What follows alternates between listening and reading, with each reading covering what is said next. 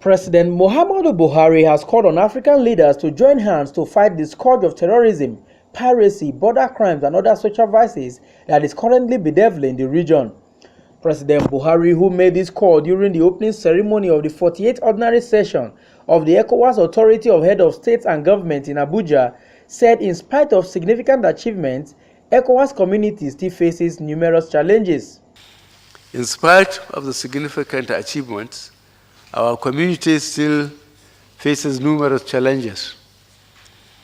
While some militate against the integration drive, others continue to pose risks to peace and security, as well as political stability in the region. There are also structural and administrative challenges in running the commission that equally require serious attention. Security challenges persist in our region as we continue to be confronted with the daunting scourge of transitional organized crime, including arms trafficking, drug trafficking, as well as piracy and criminality at sea. Equally, worrying is the rising scourge of violent extremism and terrorism.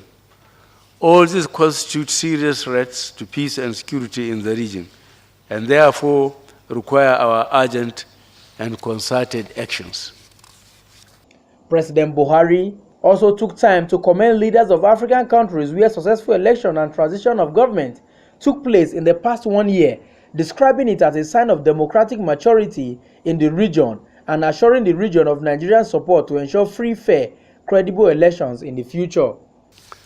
Let me recall that the election in Burkina Faso completed the cycle of 215 presidential elections in the region, successfully conducted in my country, Nigeria, Togo, Guinea, and Cote d'Ivoire. This remarkable achievement reflects our collective resolve to entrench democracy and good governance in the region. As we prepare for more general elections in the coming year, I assure Your Excellencies that Nigeria will remain steadfast in its commitment and support to democracy and good governance. We believe that a politically stable West Africa can only be strong and prosperous.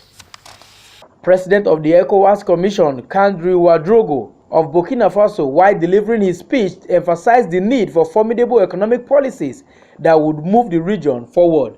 And overwhelms us with several thoughtful gestures and hospitality, coupled with excellent arrangement for the smooth conduct of our meeting. While expressing our heartfelt gratitude to Your Excellency, the President of the Federal Republic of Nigeria, for your crucial role in your country's reaffirmation of profound attachment to our community, we extend our warmest greetings to the people of Nigeria. The 48th ordinary session focuses mainly on how to move the African sub-region forward in terms of development. Major issues that came out of the 48th ordinary session of the ECOWAS Authority of Head of States and Government is, one, the need for a free, fair, and credible elections in the region. They gave examples of the credible election in Nigeria, Senegal, and other countries. Another point that they are bringing out from this ordinary session is the need for head of governments to collectively fight Boko Haram scourge. From the Congress Hall of Transcorp Hilton, Abuja, I am Festus Ejirogen FFN for Ben Television.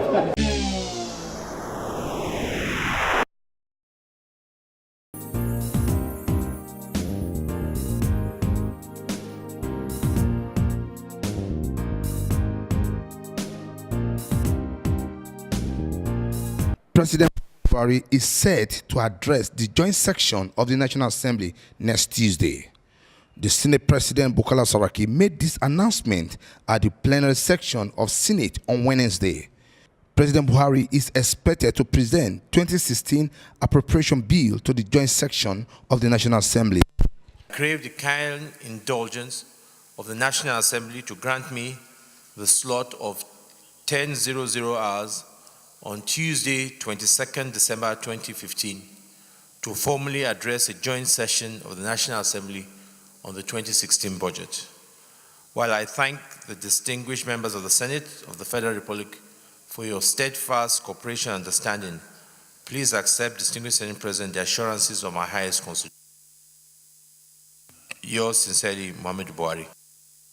Meanwhile, Senate has unanimously approved the medium-term expenditure framework for 2016 and 2018. The approval was preceded by the consideration of the Joint Committees on Finance, National Planning, and Appropriation on medium-term expenditure framework. Presenting the report for the consideration, the chairman of the Senate Committee on Finance, Senator John Eno, said the approval is the basis for the next year budget.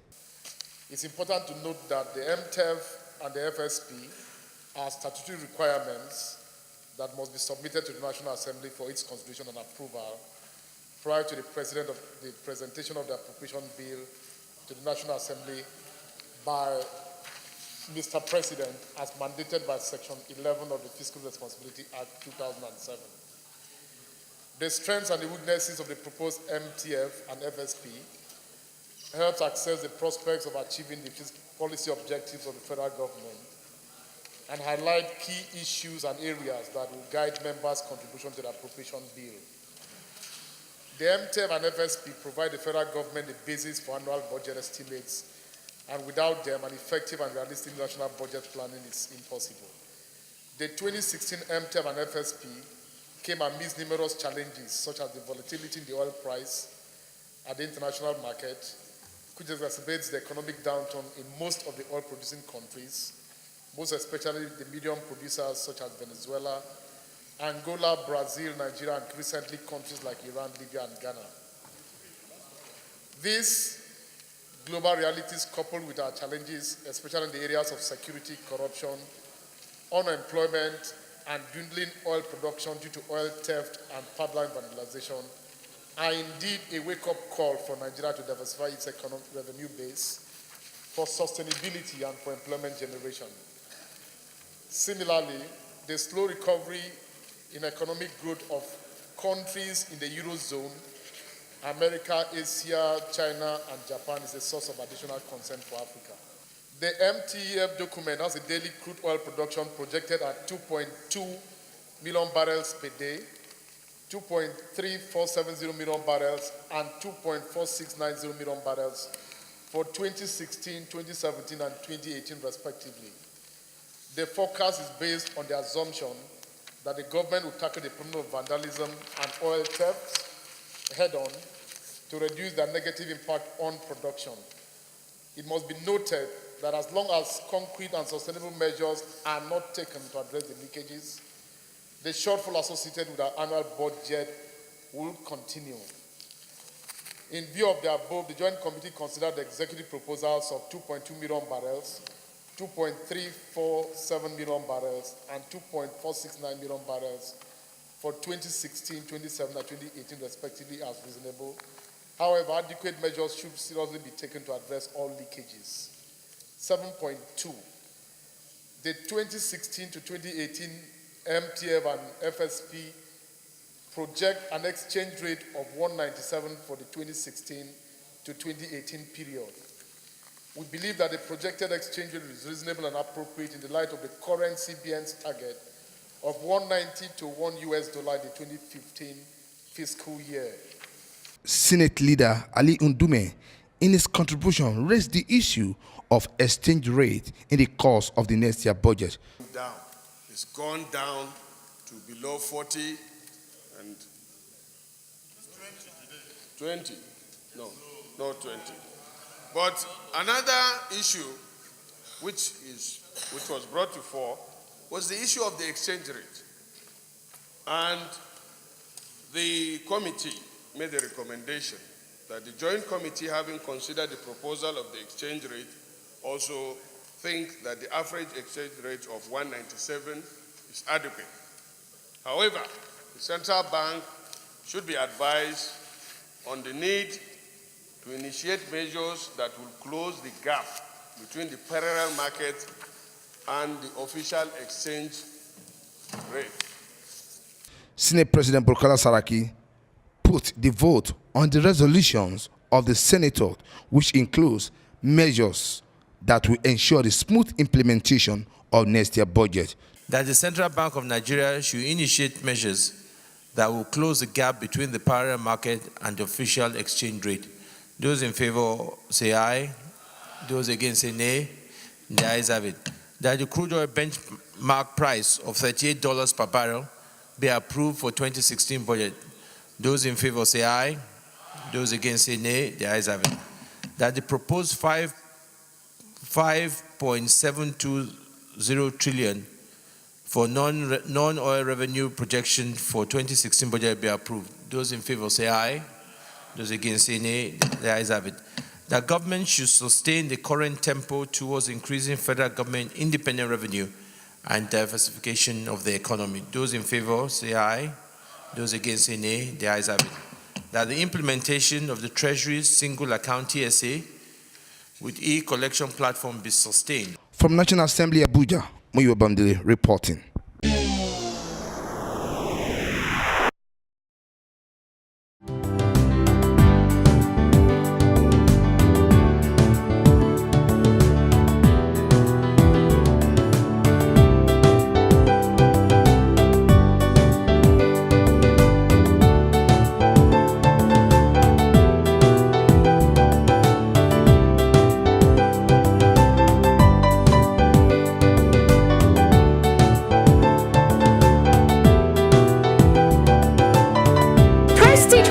Suites, number 1 AMO Road off Epoch GRA, Benin City, Edo State.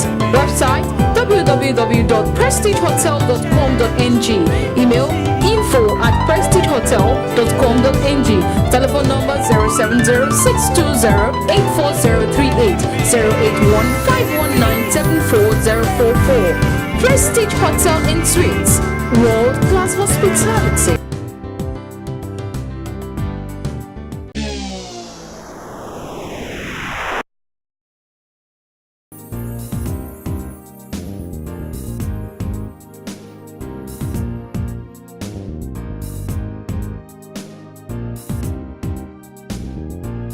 Formation of Senate Committee on Diaspora and Civil Society in the current political dispensation is aimed at interfacing with Nigerians in diaspora and to harness their contribution towards the national development. The chairman of the Senate Committee on Diaspora and Civil Society, Senator Rose Oko, stated this in an interview with Ben TV in Abuja. The diaspora has become a very critical part of our national economic development, not only in terms of the remittances that they make, which runs into several $1 million, but also in terms of the technology that they can transfer to Nigeria if properly harnessed, and also in terms of the foreign investments that they can attract, also if properly harnessed. And so this committee intends to properly interface with Nigerians in diaspora with an aim to furthering these very vital and critical roles that they have been playing, and we intend that they play in our national economic development. Senator Rose Oko also disclosed that the Committee on Diaspora will soon embark on interface measure with Nigerians in different parts of the world. We've scheduled some interface with Nigerians in diaspora in various sectors of the world, so to say, because Nigerians are everywhere. And we intend to interface with them directly, not through telephone calls, not through letters or anything. Interface with them directly to be able to feel ourselves, to be able to get to know firsthand what our challenges are and what our strengths are that we can further enhance, So we intend to do that, and all that is part of the agenda that we have going forward, not so long from now. On the issue of Nigerians in diaspora that were deported from the UK, I have spoken about that. The Committee on Diaspora and Foreign Affairs are working together. The Senate are working together on this issue.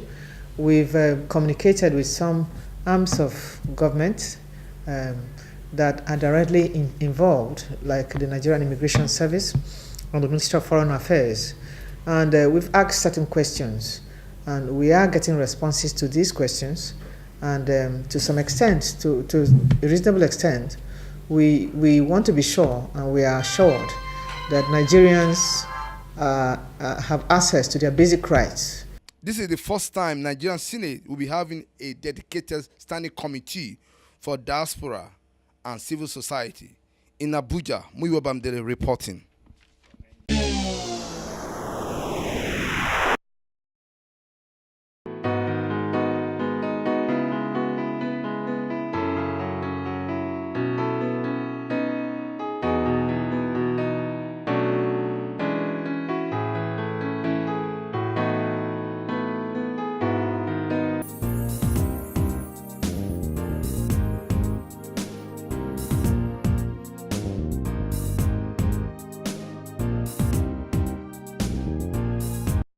The Nigerian Labour Congress (NLC) says it will resist any plan by federal government to remove subsidy as against their campaign promises before coming to power.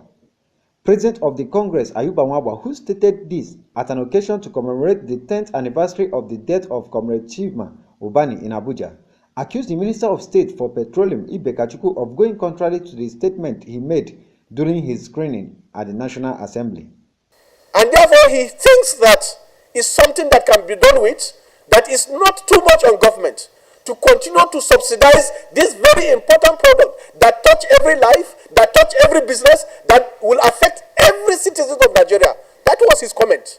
And therefore people applauded him. What has happened that that statement is now changing?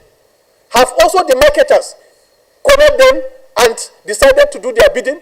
Those are the pertinent questions that Nigeria need to ask. And I want to also urge the media house to go and replay what was his statement once he was being screened as a minister before the Senate of the Federal Republic of Nigeria. The earning of Nigerian workers have not changed. In 18,000, they want to increase tariff of electricity. Inside 18,000, they want to increase fuel price. Inside 18,000, they want to even remove the 18,000. What is the fault of Nigerian workers? Human rights lawyer Femi Falana and the former chairman National Human Rights Commission, Chidi Odinkalo, urged the union to engage with state governors to fight corruption. They also called on Nigerians to unite and defeat any form of terrorism in the country. These governors, out of indolence, are planning to visit workers with problems. You know, when the economy was buoyant, workers must suffer. When the economy is in trouble, workers must suffer. So head or tail, what must you lose? The price of oil or prices of petroleum products are going to be increased in what they normally term removal of fuel subsidy. Toll gates are going to be erected, even though the roads have not been maintained. We are practically also going to pay more for darkness that is being distributed all over the country by the discos. People have been killed in Zaria, and those in southern Nigeria don't bother. Oh, those people, they are not the animals. Kill them. The other time, when they are killed in South, oh, those militants, kill them. Those in northern Nigeria, they are not alive. And when it happens in the middle belt, those in the north and south, kill them. Their lives are not worth anything. When the people are killed in France, General Buhari issues a statement condemning killings in France. 4 days after Zaria, General Buhari has said not one word about the Nigerians who were killed in Zaria. Are they not human beings? Thank you. It would be recalled that late Comrade Chima Ubani died in year 2005 in Portiscom while returning to Abuja from Maiduguri after participating in a protest rally NLC organized against increase in the price of petroleum products in the country. From Abuja, LM Chukwemeka reports.